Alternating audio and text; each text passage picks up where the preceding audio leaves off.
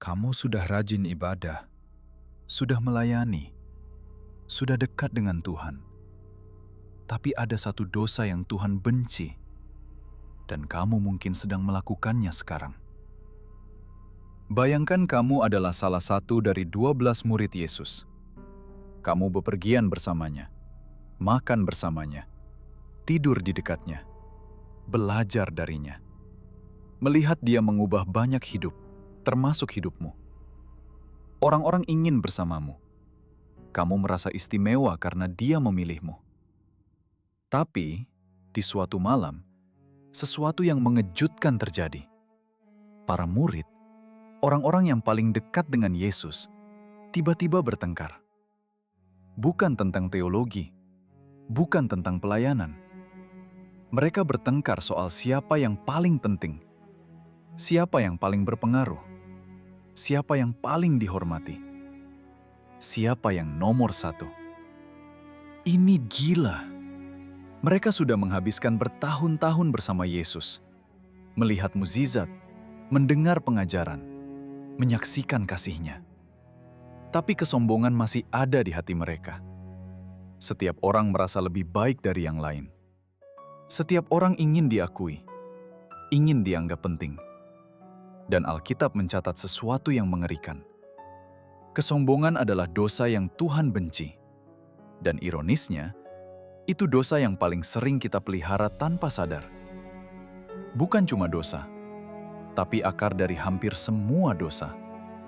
Dan itu yang paling sulit dihancurkan. Ini yang jarang kita sadari. Kesombongan itu licik. Dia tidak datang dengan tanda bahaya. Dia tidak bilang, "Hei, aku kesombongan. Aku akan menghancurkanmu." Tidak. Dia datang dengan topeng kerendahan hati, topeng pelayanan, topeng rohani. Kamu bisa saja melayani di gereja, tapi diam-diam membandingkan dirimu dengan orang lain. Kamu bisa saja rajin membaca Alkitab, tapi merasa lebih rohani dari saudaramu. Kamu bisa saja aktif di komunitas, tapi tersinggung kalau tidak dipuji. Inilah paradoks yang menyakitkan. Kamu bisa dekat dengan Tuhan secara aktivitas, tapi jauh dari Tuhan secara hati. Para murid membuktikan ini.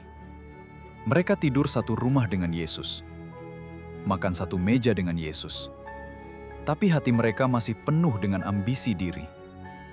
Kedekatan aktivitas tidak sama dengan kemurnian hati. Dan inilah yang Tuhan benci. Ketika kita merasa tidak butuh Dia, ketika kita merasa, "Aku sudah cukup baik. Aku sudah cukup rohani. Aku sudah cukup melayani." Itu adalah saat kesombongan menjadi raja di hatimu. Dan seperti raja yang menguasai negerinya, kesombongan mengendalikan setiap keputusanmu, setiap relasimu, setiap pelayananmu. Sekarang, jujur sama diri sendiri. Pertanyaan yang tidak nyaman. Apakah kamu sedang bersaing dengan saudara seimanmu?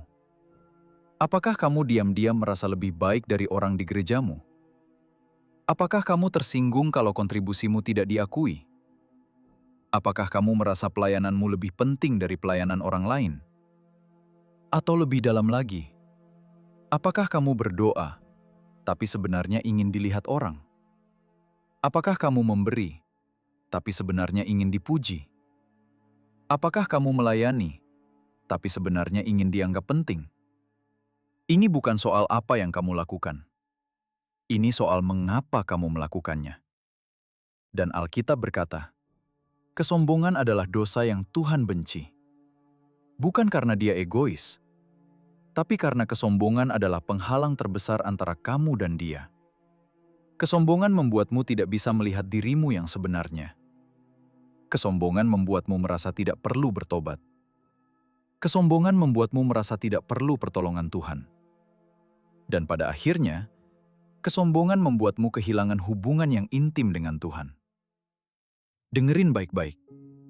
Di saat murid-murid berebut posisi, Yesus justru mengambil posisi seorang hamba. Yesus tidak menjawab siapa yang paling besar. Dia mendefinisikan ulang arti besar itu sendiri. Tuhan tidak mencari orang yang terlihat hebat. Tuhan tidak mencari orang yang paling aktif.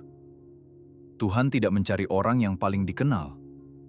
Tuhan mencari hati yang rendah. Hati yang mengakui, "Aku tidak bisa tanpamu." Para murid butuh bertahun-tahun untuk belajar ini. Mereka butuh melihat Yesus disalibkan. Mereka butuh melihat diri mereka menyangkalnya. Mereka butuh hancur sebelum bisa dipakai. Dan kamu juga. Mungkin hari ini Tuhan sedang menunjukkan sesuatu padamu. Mungkin ada area di hidupmu yang masih dikuasai kesombongan. Mungkin ada hubungan yang rusak karena kamu merasa lebih benar. Mungkin ada pelayanan yang mandek karena kamu tidak mau rendah hati. Tapi dengerin ini, kabar baiknya. Tuhan tidak menunggu kamu jadi rendah hati dulu. Dia datang untuk menghancurkan kesombongan itu bersama kamu. Dia tidak menuntut, dia menawarkan. Dia tidak menghakimi, dia memulihkan. Pertanyaan terakhir yang akan mengubah hidupmu. Apakah kamu mau membiarkan Tuhan menghancurkan kesombongan itu? Atau kamu akan terus membiarkannya menjadi raja di hatimu? Karena satu hal yang pasti, selama kesombongan masih bertahta, kita menutup pintu bagi Tuhan. Dan doa yang Tuhan dengar bukan doa yang panjang, bukan doa yang indah, tapi doa yang jujur. Tuhan, ambil hatiku. Aku tidak bisa membersihkannya sendiri. Hatiku adalah milik-Mu. Jaga hatiku tetap bersih, karena aku tidak bisa. Aku lemah. Karena itu, tolong selamatkan aku. Itu doa yang Tuhan tunggu.